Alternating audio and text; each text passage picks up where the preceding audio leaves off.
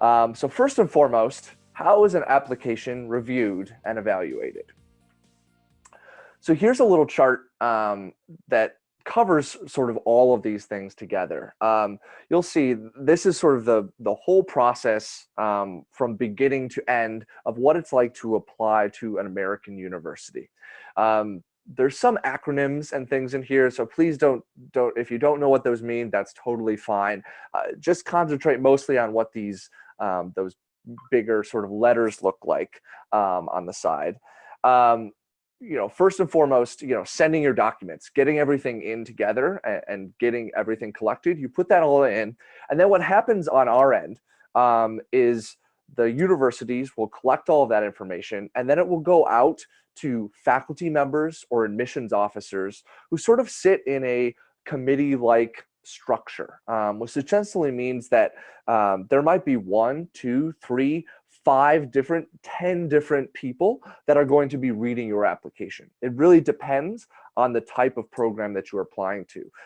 If it's a smaller school, it might just be 1 or 2 people. If it's a really big program that is highly competitive, you might have 2 admissions officers and a faculty member all weighing in and saying, yes, I like this part of a student, or no, this isn't somebody that we're looking for on a given year.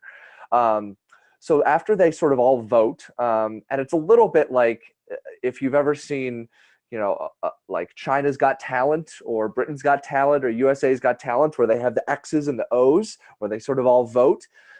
It's a little bit like that, what happens sort of behind the scenes.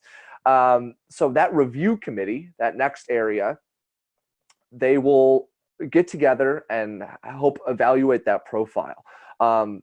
They will then give a decision that is either admit, so that's yay, you are admitted, conditional admit, which essentially means we would like to admit you, but we might need more information, or we want you to retake a test. Your GPA was strong, but we need you to get a little bit higher test, and if you meet that next test, then we will admit you.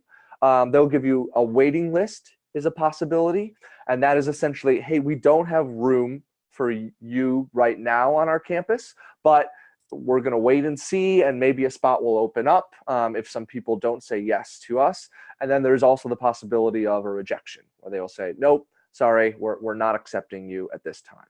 So those are the 4 main decisions that you might get from one of these universities. Finally, the review committee will ask for an answer from you. So you will be able to either say, yes, I would like to come to your school, or no, I'm going to another type of school. And if you build a great list of different types of schools, hopefully you will end up getting a number of those types of decisions. The great types of, most students will apply between 3 to 10 schools.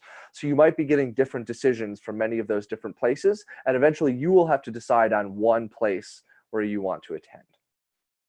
And then the final step in that process, of course, is sending your financial documents and perhaps sending your I-20 and going for visa interviews as well. So a little bit in depth on what are those application materials? What do you actually need to send? Again, every program that you apply to is going to be a little different, but these are the standard ones that you will see at most places. Your transcript or your GPA, this is probably the most important. What classes have you taken? How well did you do in those classes? And how prepared are you going to be to succeed at whatever program you're applying to? Professor evaluations, usually there's 2 of these that are required. Of course, test scores. If you're an undergraduate student, that'll be your SAT or your ACT. If you're applying to a graduate program, that's your LSAT, which is for law school, GMAT, which is for business school, and GRE, which covers sort of a much wider range of different types of schools that you would be applying for. And then, of course, some sort of English proficiency test, the TOEFL, PTE, one of those as well. Most programs will also require some personal statement or statement of purpose. This is my specialty. This is what I love to talk about, which is essentially the essay, right? This is where you get a chance to write about yourself, tell your story.